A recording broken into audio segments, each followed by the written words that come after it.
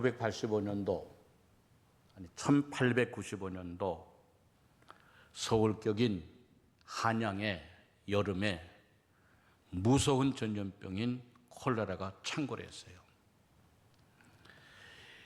이 당시에 서울 인구가 얼마였는가 하면은 약 15만 명 정도였는데 이 중에 6,152명이 콜레라로 인하여 죽었습니다.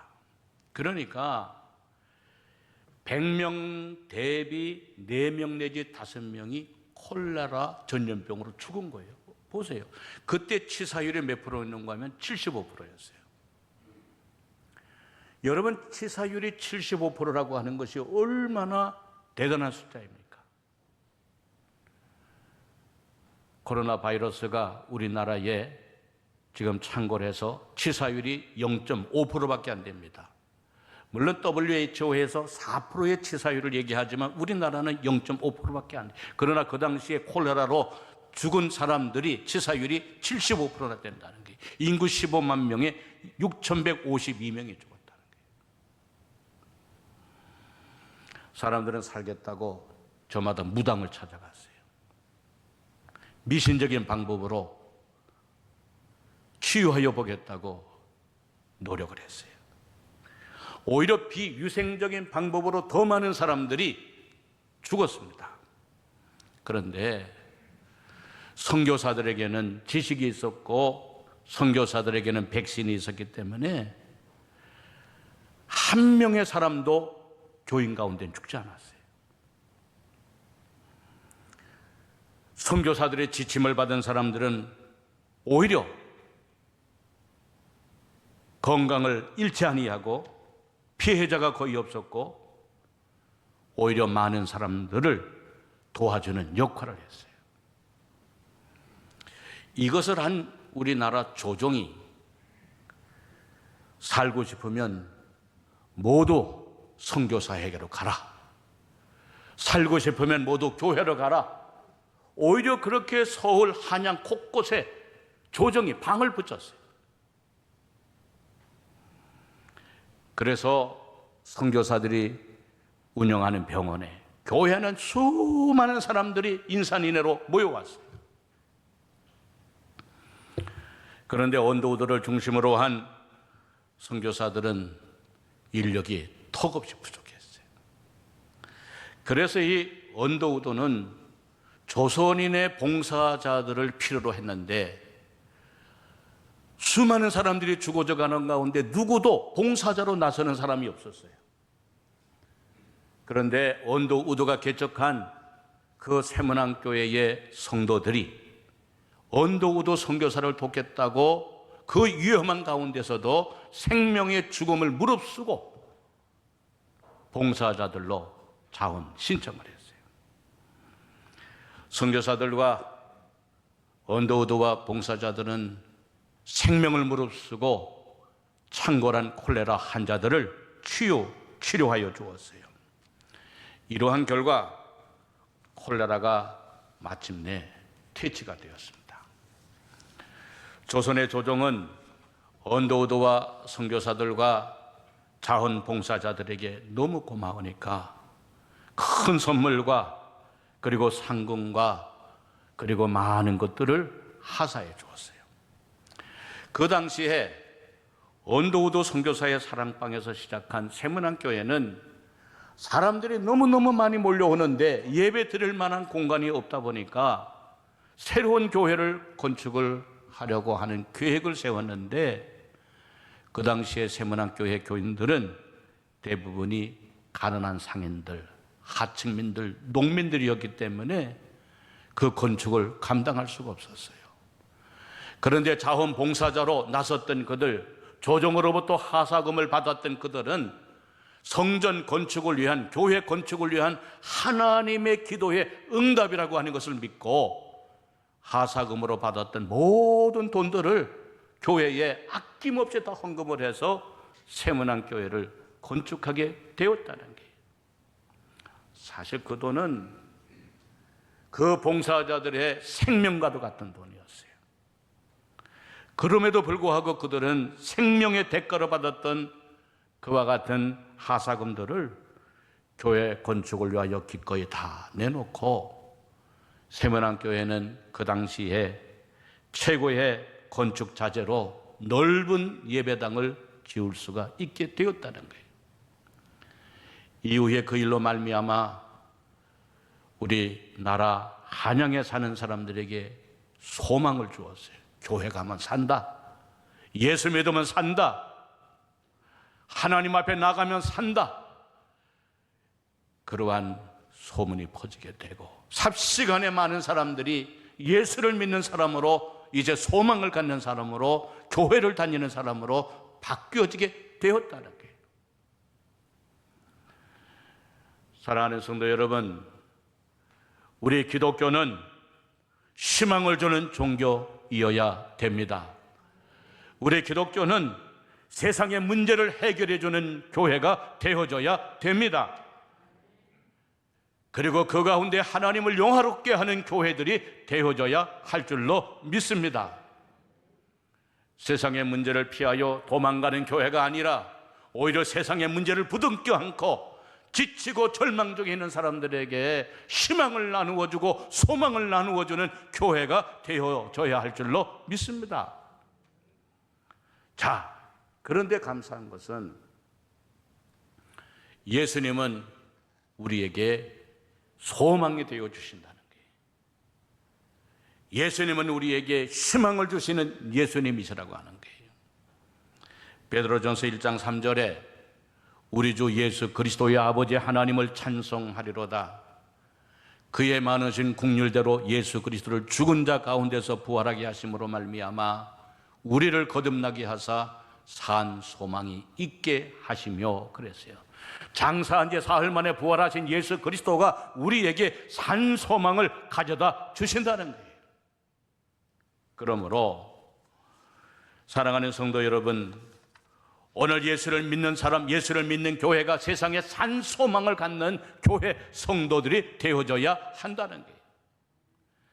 사랑하는 성도 여러분, 예수님을 여러분의 산 소망으로 삼으시기를 바랍니다. 예수님을 우리나라의 산 소망으로 삼으시기를 주의 이름으로 축원합니다.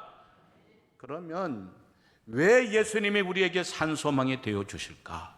왜 우리가 예수님을 산 소망으로 삼아야 될까? 그 이유는 그 첫째가 구원을 주시기 위하여 찾아오시는 분이시기 때문에 그래요. 오늘 본문에 제자들이 타고 가는 배가 큰 풍랑을 만나게 됩니다. 24절에 보니 배가 이미 육지에서 술이나 떠나서 그랬어요. 배가 이미 육지에서 술이나 떠나서. 이 말은 헬라 원문으로 보면 메슨테스 달라세스라고 하는 말인데 이 말은 바다 한가운데에서, 그 말이 바다 한가운데에서. 오늘 본문을 다루고 있는, 똑같은 본문의 내용을 다루고 있는 요한복음 6장 19절을 보면 이렇게 말씀합니다. 제자들이 노를 저어 10여리쯤 가다가, 그래 10여리쯤 가다가, 이것을 원어에서 보게 되면은 이렇게 표현합니다. 정확하게 25에서 30 스타디온쯤 되는 거리다 그랬어요. 한 스타디움이 거리로 정확하게 185m입니다. 그러면 25에서 30 스타디움이라고 하는 말은 4.6km에서 5km 정도 떨어진 곳이다 그 말이에요. 여러분 갈릴리 바다를 가신 분들이 계시겠지만은 육지에서 4.5km, 육지에서 5km 정도 떨어진 곳은 갈릴리 바다 한가운데잖아요. 바다 한가운데에서 제자들은 풍랑을 만났다는 거예요. 언제? 밤에. 바람이 거스림으로 물결로 말미암아 고난을 당하더라. 오늘 본문 그랬어요. 고난을 당하더라. 이 말은 헬라어로 바사니조라고 하는 말인데 이 말은 고통을 주어 신문하다 그 말이에요. 그러니까 풍랑으로 인하여 신문을 받듯 고통을 당했다. 그러니까 생명이 찢어지는 듯한 고통을 당했다 그 말이에요. 생명이 찢어지는 듯한 고통이 뭡니까? 죽을 고비를 당하고 있었다. 생명을 언제 잊어버릴지 모르는 상황에 있었다 그 말이에요. 그런데 25절에 보니까 밤사경에 예수께서 바다 위로 걸어서 제자들에게 오시니 밤사경이라 그랬어요. 이 밤사경은 새벽 3시에서 아침 6시를 얘기합니다. 그러니까 밤새고 제자들이 풍랑으로 인하여 생명이 찢어지는 듯한 고통을 받아 더 이상 힘이 없고 더 이상 견딜 수 없는 한계에 이르게 되어졌을 때에 예수님께서 바다 위를 걸어서 제자들에게 오셨다 그 말이에요. 사랑하는 성도 여러분, 여러분들이 꼭 기억하시기를 바랍니다. 오늘도 이 세상에, 그리고 우리가 사는 나라 가운데에, 그리고 우리가 사는 인생 가운데에 큰 풍랑이 불어오고 있지만 생명의 주인이시요 역사의 주인이시요 절대 주권을 가지신 주님이 우리에게 찾아오시고 계시다는 거예요. 여러분, 결코 예수님은 우리가 당하는 고난을 모른 채 하시거나 무관심하시는 분이 아니라 우리가 가장 힘들고 가장 어렵고 가장 지치고 있을 때에 찾아오시는 주님이심을 꼭 기억하시기를 바랍니다. 왜 찾아오시는가? 우리를 사랑하시기 때문에, 우리를 구원해 주셨기 때문에, 우리가 주님의 택하신 자녀이기 때문에 찾아오시는 거예요. 여러분, 이것이 복음입니다. 복음은 사람이 하나님을 찾아가는 것이 아니라 하나님이 먼저 찾아오기 때문에 복음이에요. 세상에서는 힘없는 자가 힘 있는 자를 찾아가고, 가난한 자가 부자를 찾아가고, 병든 자가 의사를 찾아가고, 죄인이 변호사를 찾아가지만은, 그러나 복음은 하나님이 아들된 예수 그리스도가 우리를 찾아오시는 것이 복음이라고 말이에요. 자, 오늘도 주님은 풍랑 속에 갇혀있는 이 나라와 여러분을 찾아오고 계시는 주님이심을 믿으시기를 바랍니다. 그러면 우리가 어떻게 해야 될까? 찾아오시는 주님을 맞아드려야 되죠. 영접해드려야 됩니다. 모셔드려야 됩니다. 예수님을 나의 인생의 구조로, 나의 주인으로, 나의 가장 소중한 분으로, 내 마음의, 내 믿음의 중심에 예수님을 나의 주인으로 모셔드려야 하는 것이 영접이라고 말해요. 여러분들이 꼭 기억해야 될 게 있어요.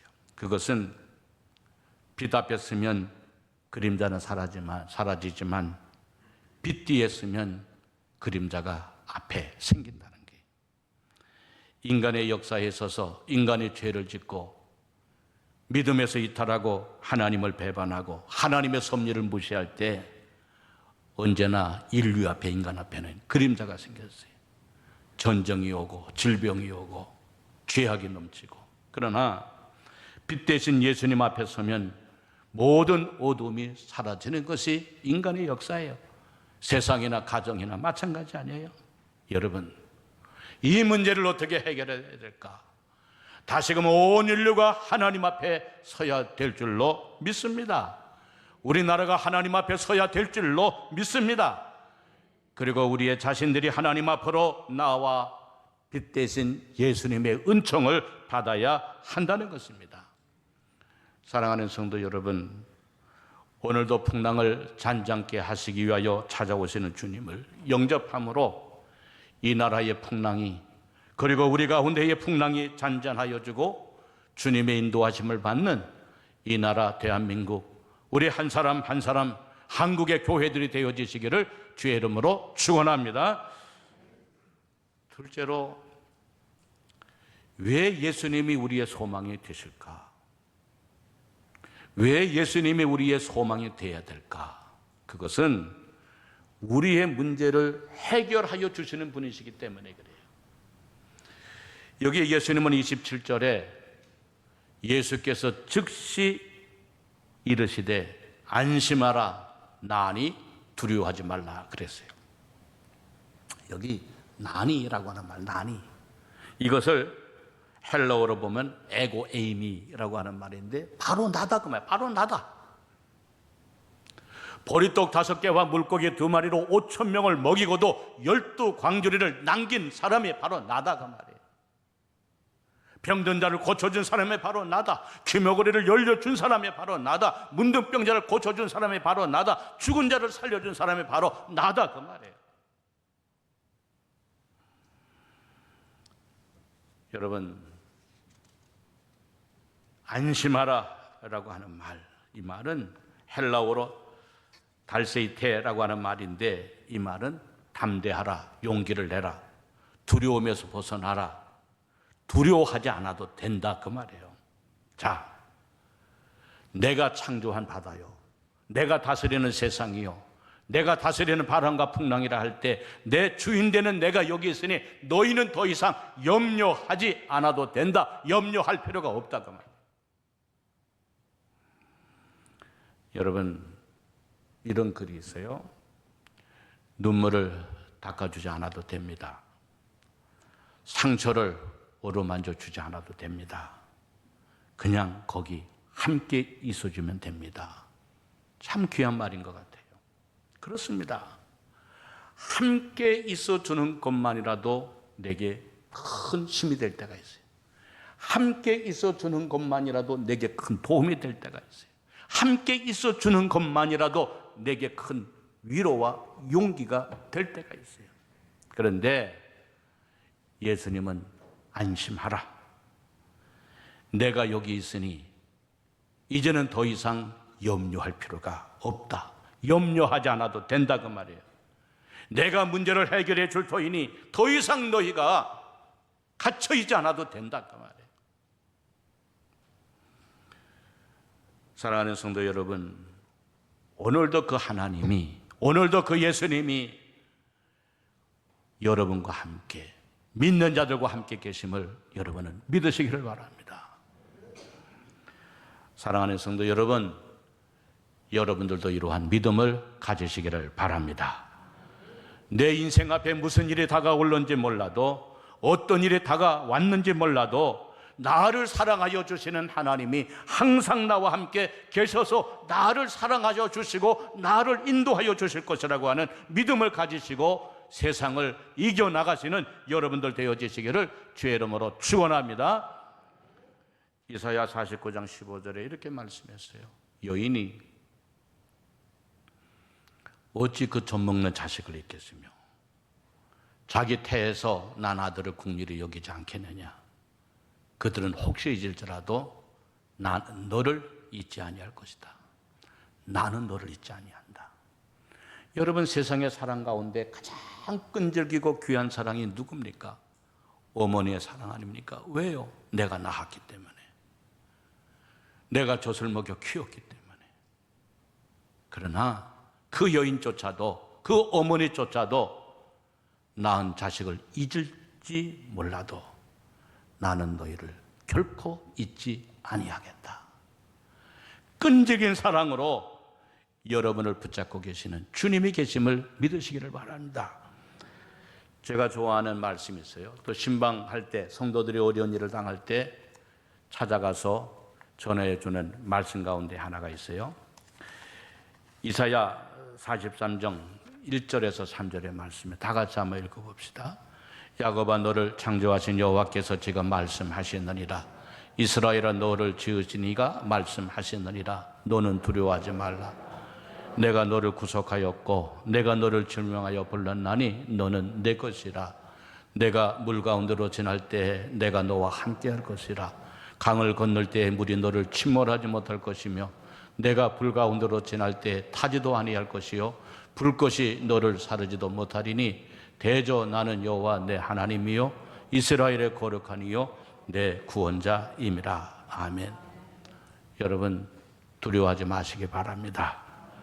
물 가운데로 지날 때에도, 강을 건널 때에도, 불 가운데로 지날 때에도 우리와 함께하여 주셔서 우리를 침몰하지 못하도록 지켜주시고 타지도 못하도록 지켜주시고 불꽃이 우리를 사르지도 못하도록 지켜주시는 하나님이 여러분과 함께 있음을 믿으시기를 바랍니다. 여러분, 그 하나님이 우리를 위하시면 누가 우리를 대적할 수 있겠어요? 그 하나님이 우리를 의롭다 하여 주시는데 누가 우리를 정죄할 수 있겠어요? 우리 주 예수 그리스도의 사랑으로 인하여 넉넉하게 세상을 이겨나가는 여러분들 되어지시기를 주의 이름으로 축원합니다. 마지막으로, 왜 예수님을 우리의 소망으로 삼고 살아야 될까? 왜 예수님이 우리의 소망이 되셔야 될까? 그 이유는 우리를 붙잡아 주시기 때문이다 그 말이에요. 베드로가 주님이 주시라고 하시면 명하여 바다 위를 걸어오라 했을 때 바다의 배에서 내리는 순간 빠져 물에 죽게 되었잖아요. 그때 31절의 말씀에 보니까 물에 빠져가는 베드로를 보시고 어떻게 했어요? 예수께서 즉시 손을 내밀어 그를 붙잡으셨다. 참 여러분 기가 막힌 표현 아닙니까? 그 풍랑 가운데 정말 몸 하나 가두기 힘든 가운데서도 예수님께서 즉시 손을 내밀어 그를 붙잡아 주셨다 그랬어요. 여러분, 사람의 도움은 도와주려고 해도 시간이 필요하잖아요. 즉시 도와주지 못하잖아요. 도와준다고 하여도 완벽하게 도와주지 못하잖아요. 그런데 예수님은 지체하지 아니하시고 즉시 손을 내밀어 붙잡아 주셨다. 얼마나 감사합니까? 다윗의 인생에서 보면 많은 어려움이 있는 거 여러분 아시잖아요. 사울이 다윗을 죽이려고 12년 동안 쫓아다녔어요. 사울은 광야에도 숨고 굴 속에도 숨고 바위에도 숨고 또는 미친 사람이 되어 적국에 들어가 미친 찌하며 살기도 했잖아요. 생각해 보세요. 왕이 수천 명의 군사를 거느리고 벼룩을 찾듯이 찾아다닐 때에 다윗이 얼마나 두렵고 무섭고 힘들었겠어요. 그러나 다윗은 그러한 모든 어려움을 다 극복한 다음에 다윗은 이렇게 고백하고 있어요. 사무엘하 22장 37절에 보니까 내 걸음을 넓게 하셨고 내 발이 미끄러지지 아니하게 하셨나이다. 내 걸음을 넓게 하여 주셨다. 미끄러지지 아니하게 하셨다. 시편 94편 18절에 보니 다윗은 이렇게 고백합니다. 여호와여, 나의 발이 미끄러진다고 말할 때 주의 인자하심이 나를 붙드셨사오며 그랬어요. 여러분, 우리는 순간적으로 미끄러질 수 있어요. 미끄러질 때 나도 모르게 신음 소리를 낼 수 있어요. 그러나 그 순간에도 미끄러지는 나를 붙잡기 위해서 두 손 벌려 손 내밀고 계시는 주님이 함께하여 주셨다는 거예요. 여러분, 어린아이가 길을 지나가다가 미끄러지게 될 때 옆에 있던 어머니가 가만히 구경하고 있는 어머니가 어디 있겠어요? 전몸으로 손을 내밀고 어린아이를 붙잡아 주지 않았겠어요? 왜? 내가 낳은 자식이니까. 바로 하나님이 그렇게 하셨다는 거예요. 하나님이 여러분을 붙잡아 주셨다는 거예요. 여러분, 지금 힘들고 어렵지만은 살아온 인생, 지나온 인생을 한번 돌이켜 보십시오. 내가 넘어진다고 말할 때 먼저 와 손 내밀고 계시는 주님이 함께하고 계셨음을 여러분들 기억하시기를 바랍니다. 그 주님의 붙잡으심으로 오늘도 우리가 여기까지 왔고 오늘도 주님의 붙잡으심으로 여러분과 함께하여 주심을 여러분들은 꼭 믿으시기를 바랍니다. 이 나라가 풍랑 가운데 어려움이 있다 할지라도 지금까지 이 나라를 지켜주시고 보호하여 주신 하나님 앞으로도 함께하여 주실 줄로 믿습니다. 지금 우리가 어려운 가운데 있다 할지라도 하나님께서 여러분들을 붙잡아 주실 줄로 믿으시기를 바랍니다. 사랑하는 성도 여러분, 오늘의 이 풍랑 가운데서도 찾아오시는 주님이 계심을 기억하세요. 주님이 찾아오십니다. 구원해 주시기 위해서. 안심하라, 내니 두려워하지 말라. 문제를 해결하여 주시는 주님이 계십니다. 더 이상 두려워하지 않아도 된다. 그리고 붙잡아 주시는 주님이 계십니다. 그 주님이 이 나라를 붙잡아 주시고 한국 교회를 붙잡아 주시고 여러분 한 분 한 분을 붙잡아 주실 줄로 믿고 그 주님으로 인하여 승리하고 그 주님께 소망을 두고 세상에 희망을 전하여 주는 여러분들 모두가 다 되어지시기를 주의 이름으로 축원합니다.